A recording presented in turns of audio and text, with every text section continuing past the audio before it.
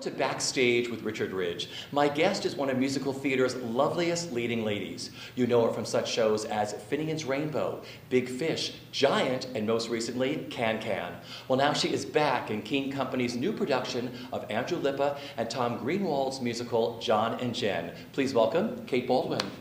How are you? I'm great. How are you? I feel like we were just in this room We like were. 10 days ago, right? Yeah, we were. And at that point, we had just finished learning all of the music, and now we're actually 3/4 of the way through Act 2, so that's really good. Good. So what have rehearsals been like? Tell me. Fast and furious, Yeah. you know, and intense because it's just a 2-person show. So there's really no Nowhere moment to hide. sit down or to get a drink of water, and you're on your feet all day, and it's trying to assimilate and all the material and make sense of it all and make the journey into something cohesive and interesting and it's really fun, but it's a real workout. It's a lot. What do you love about this musical and the role?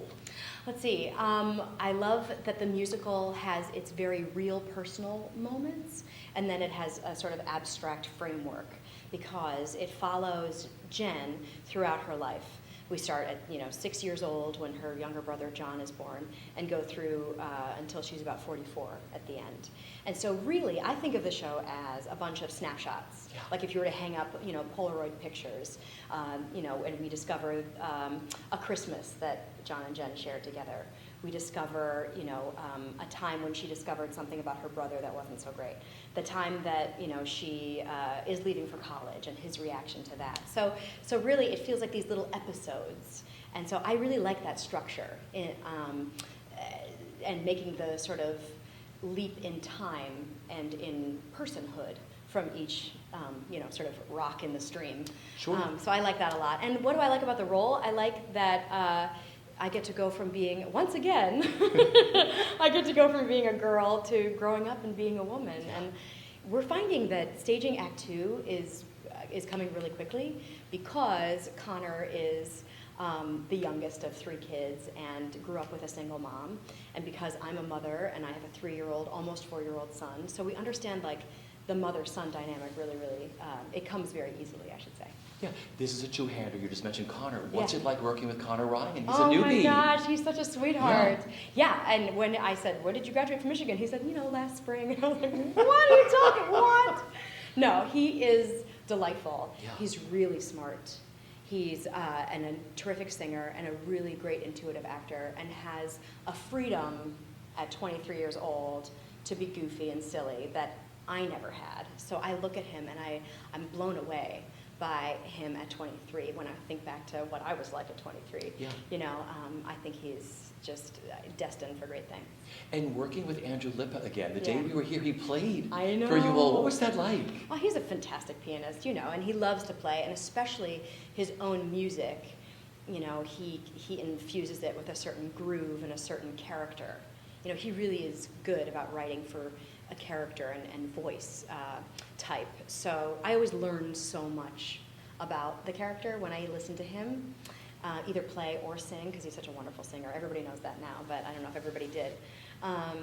And so it's wonderful to work on a new project with him, and an old project for him, but new to me, and sort of carrying our relationship from Big Fish forward into a revival of his, Yeah. which is pretty Well, cool. they've sort of updated this, so for you, Yeah. it's like working on a brand new piece. I am treating it like it's Yeah. a new piece. Yeah, that's the only way I know how to do a revival, is to sort of forget or try to, let go of everything I know from previous productions and reinvestigate it as a new thing. And Andrew's been really open about that too. He's like, I want it to sound like you singing, your words, your sound, all that stuff. Beautiful. You should see this kid. It's frightening the way he reminds me of someone I once knew. How he loves baseball and hates tomatoes. The way he sleeps with his arm tucked under his neck. It's so true. He sleeps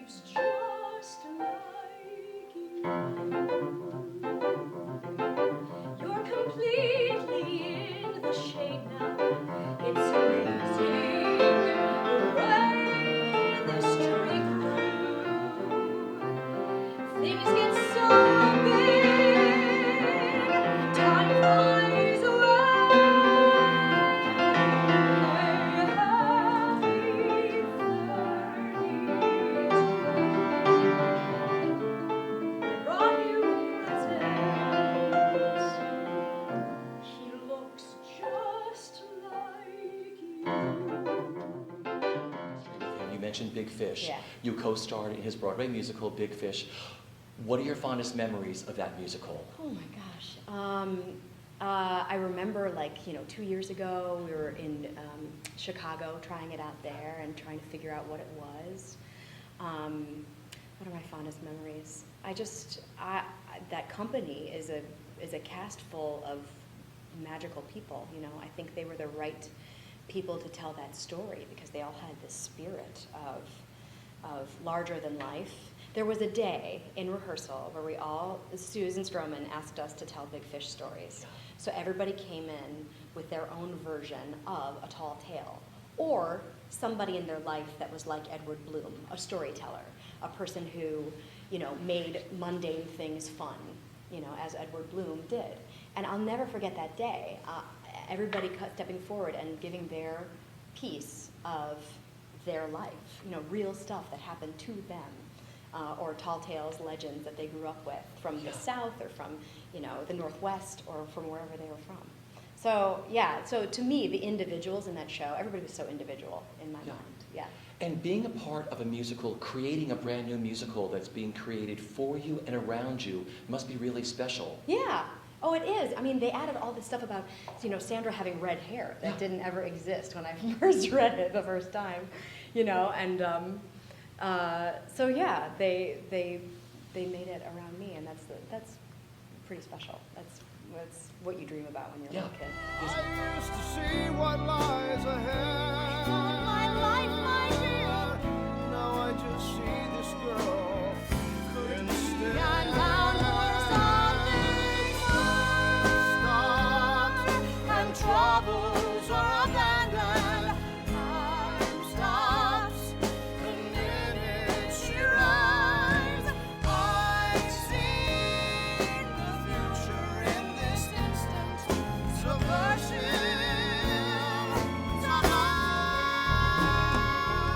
I want to go back to the beginning. Where did your love for performing begin? Oh my gosh.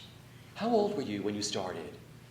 When you're like, I want to sing or I want to act? I was a pretty shy kid. Yeah.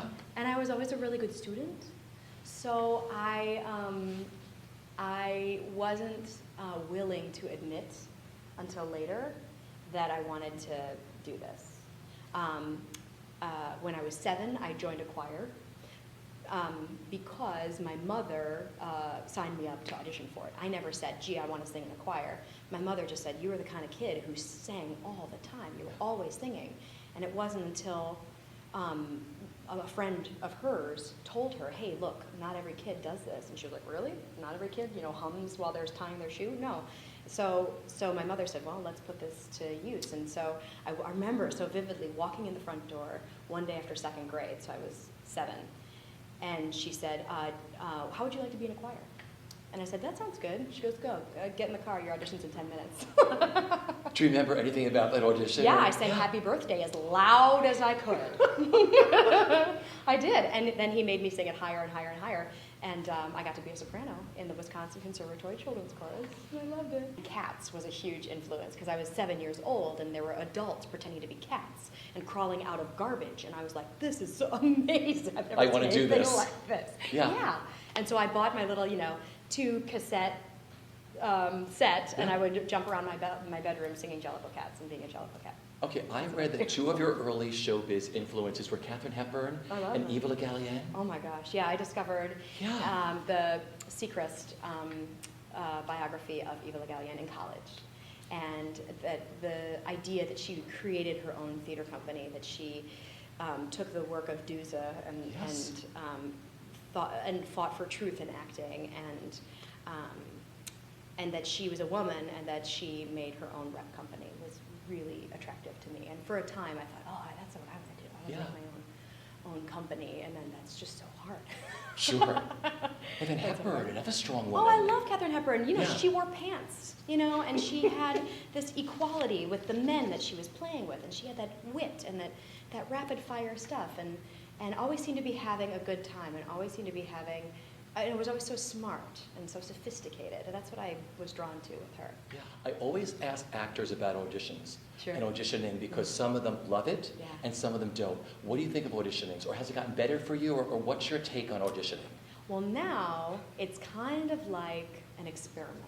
My mother's a scientist, right? Love that. So I always think of it as an experiment of like, I'm going to put these variables together. There's this constant, and then there's this variable, and I'm going to try it this way this time, and let's see what happens.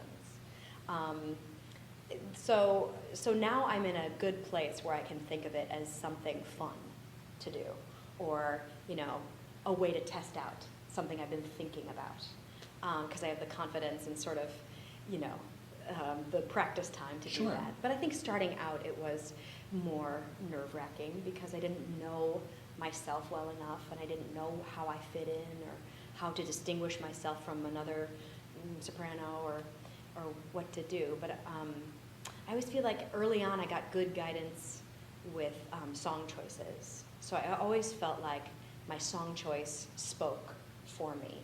So I'd say, I'm going to sing Somebody Somewhere, and everybody behind the table goes, oh, thank God. Yeah. You know what I mean? Like, oh, great song we all love.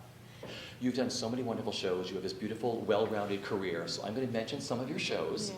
And just tell me a story or a memory that comes to mind, okay? So we'll start with your first Broadway show, which was Full Monty. I was just talking about the Full Monty last Okay. night. It was an incredibly strange time. The day of my first rehearsal was September 18th, 2001. So that was 7 days after September 11th. Wow. We didn't know what was going to happen on Broadway. I didn't know if I still had a job. I showed up. I remember that first week we were talking, the producer was talking to us saying, this is what Broadway shows are doing. We're taking a little bit of a pay cut because audiences aren't coming. We want to keep the show open. Are you willing to take a pay cut at this point? Everybody said yes, keep the show open. Eventually we got reimbursed for the money that was held back. I was entering a company that had been running for a year, and I was the new girl, and I was a swing, right? So I was learning a couple tracks. I only went on for one track, and I remember when my parents came. My Broadway debut was September 26th. My parents came, and my first vocal line was, I love the chunky little butt on that motorcycle cop. I want to go up there and bite it. And as, Katharine Hepburn, the classy Kate Baldwin, talking about biting someone, I mean, it was just like, really? Is this the show I've ended up doing? And it was a great lesson for me in, like, letting go and just letting it be what it is. Thoroughly Modern Millie. I got to be a part of Thoroughly Modern Millie when we did our Out of Town in La Jolla in 2000. So, which was a very different show from what ended up being on Broadway. So we got the whole out-of-town experience of rewrites. They rewrote so much of the first act. The second act, I think, remained pretty much intact. But they were constantly, those guys, Dick Scanlon, Janine Tesori, they wrote another 3 shows. And it was so admirable. And I still remember the day Janine brought in Gimme Gimme as a placeholder. And she was like, I think this will, be in this moment, but we'll write something different when we get to New York. And it was Gimme Gimme. Yeah. And there was like, I don't know why, but I had a cassette tape of her at the piano singing it. And it was just remarkable. And to think how songs are born, in a hotel room or in Boston somewhere, or like. That's how they're done. Yeah, that's how they were done too, the golden age. Yes, exactly. And Dick and Janine, I think they were in the lobby of the La Jolla Playhouse when they wrote that song. Just as something that, would tide us over until we got to New York. And then it became this signature song for Sweet Sutton. Wonderful Town. Oh, I love Wonderful Town. I joined the show probably a year into it. Nancy Anderson was leaving, and I went into audition thinking, I'm not going to get this. This is not for me. I had sort of gone through the rounds of auditions when they were initially casting it. And once again, just like in Millie, I kind of fell between Millie and Miss Dorothy. I wasn't too much of one, I wasn't too much of the other. I was kind of in the middle.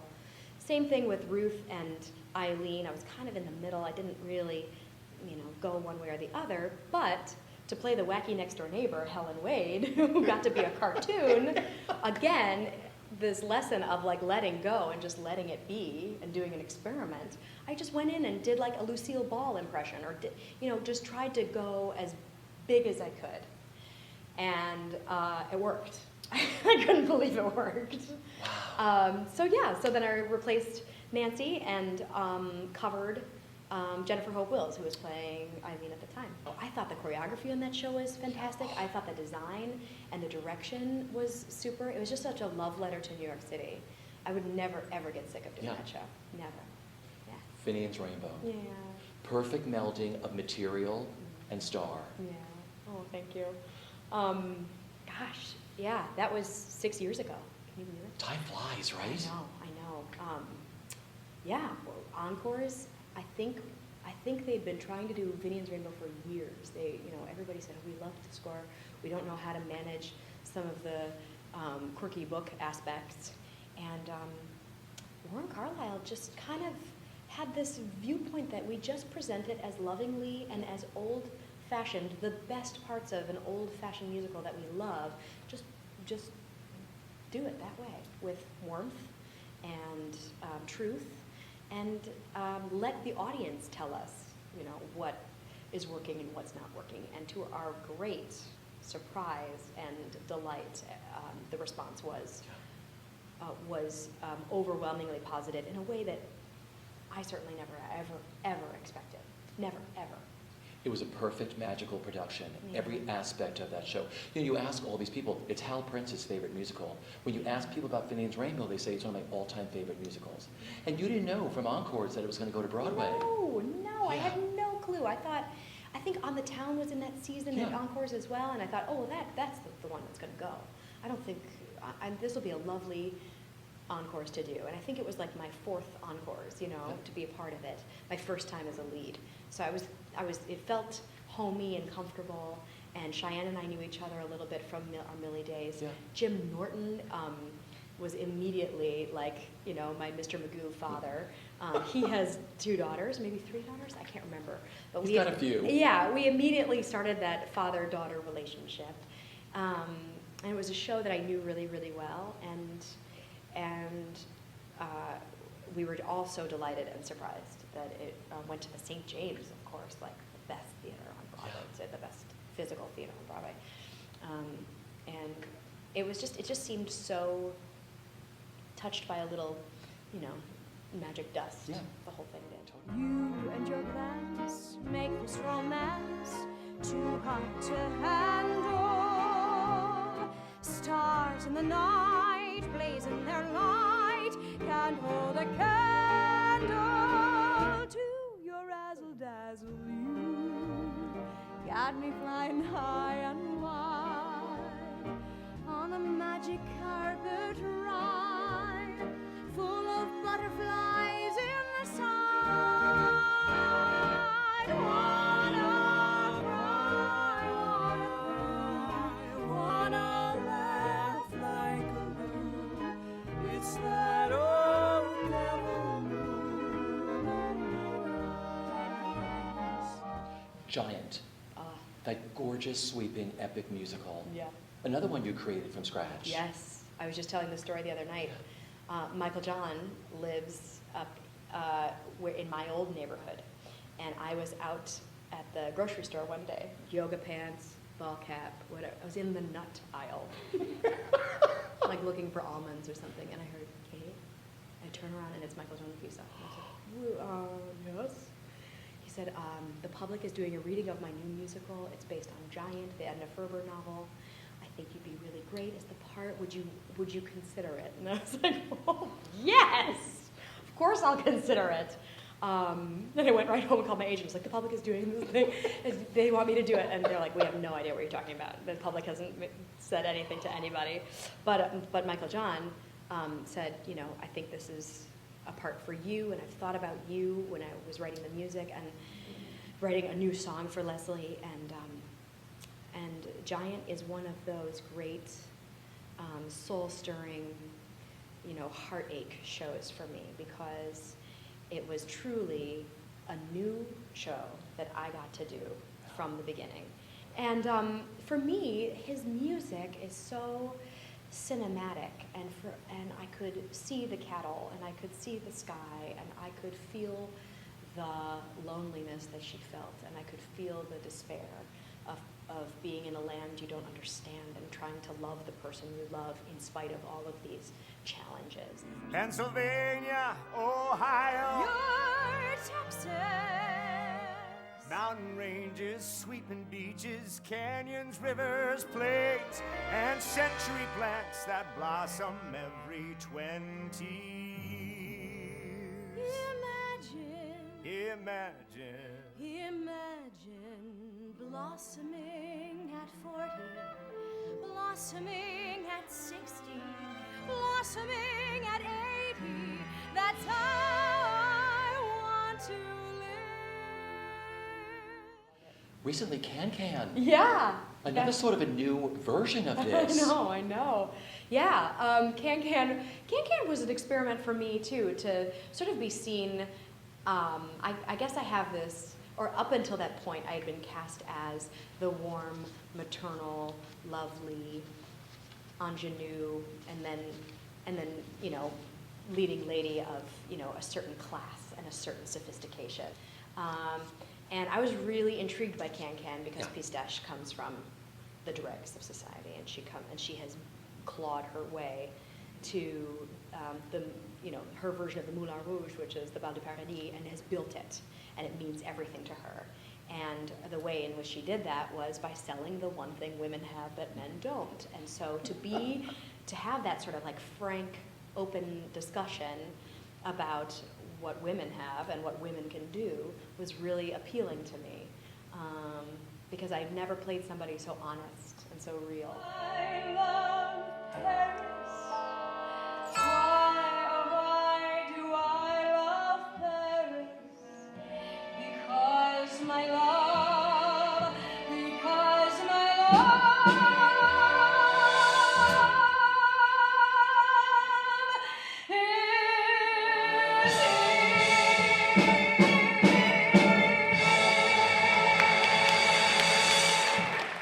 Is there a dream role in a musical you'd like to tackle? Yes. Give me some, or give me one. Dot in Something in the Park with George. I want to do that more than anything. More than anything.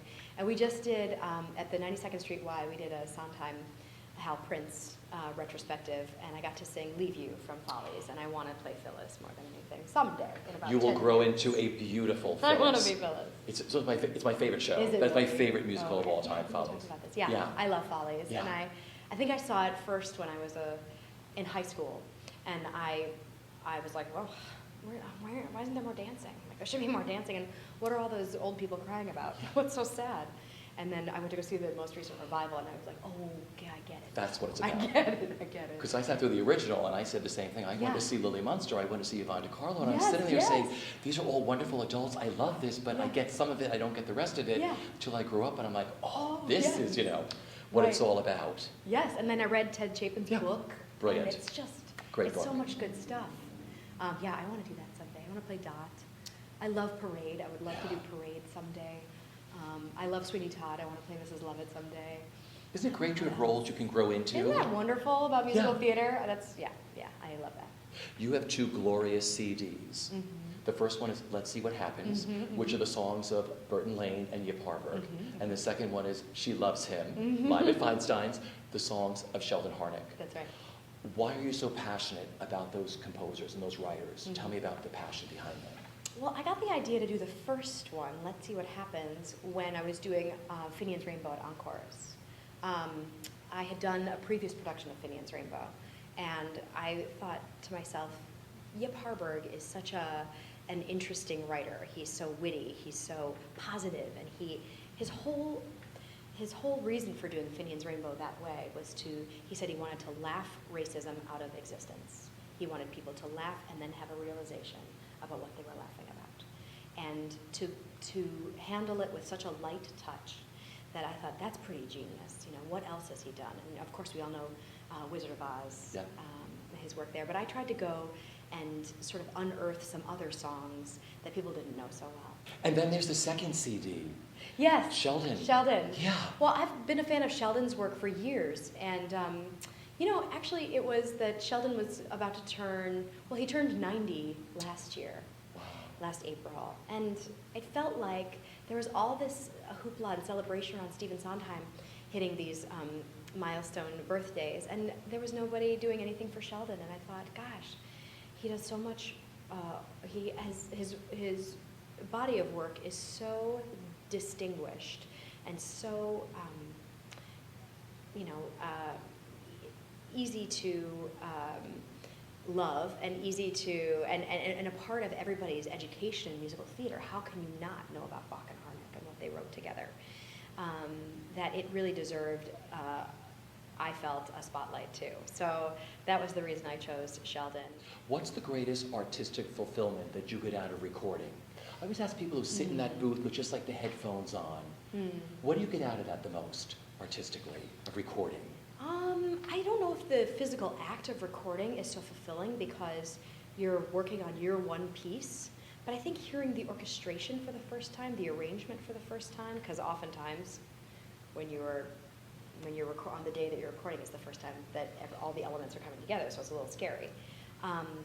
But I think the idea that you're preserving something or giving it a new spin, a fresh take that will inspire somebody else, that will hopefully have them hear the song in a different way, not necessarily from the recording from 1957 or whatever it was, but I could sing that song, I could deconstruct it and just do it with a guitar, and the lyrics will hold up, and the melody is beautiful, and it's kind of a distillation of it.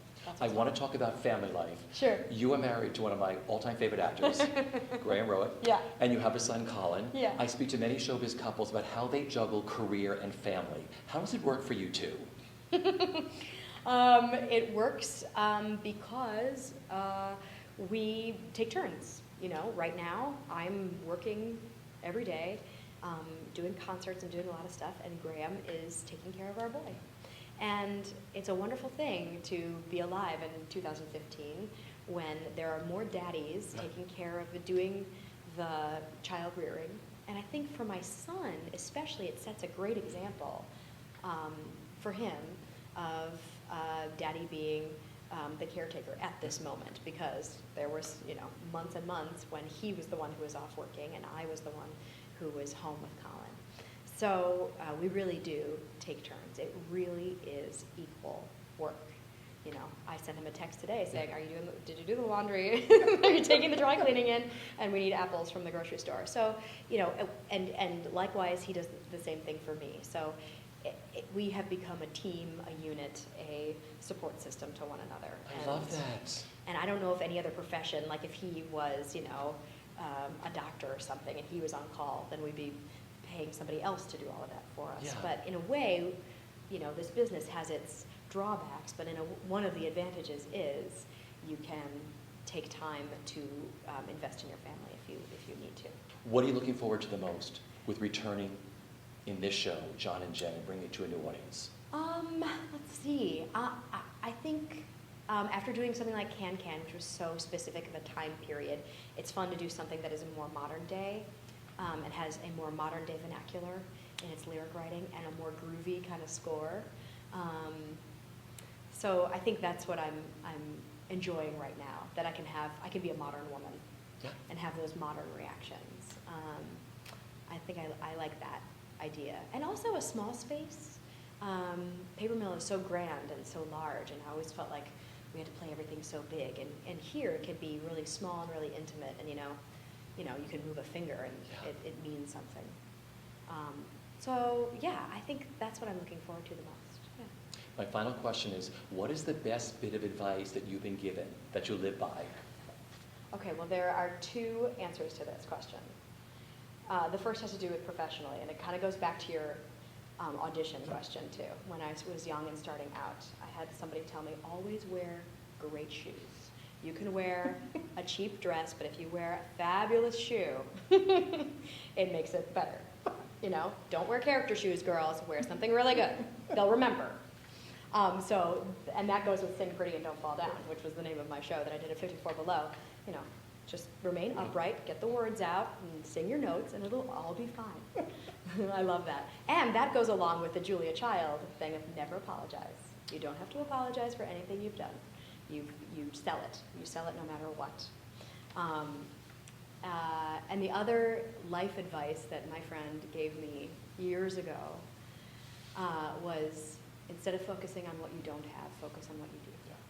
Focus on what you have and realize how much you do have and how meaningful it is. And if you can invest in all of that, the rest will come.